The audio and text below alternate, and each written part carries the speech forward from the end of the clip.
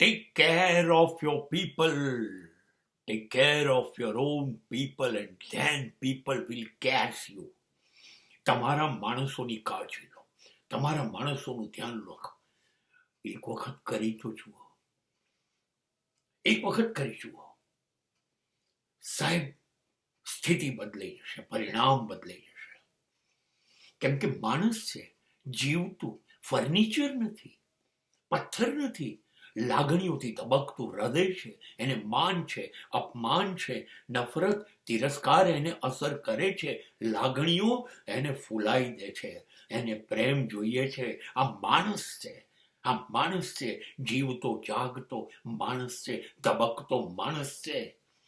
એની પાસેથી તમારે કામ લેવાનું છે.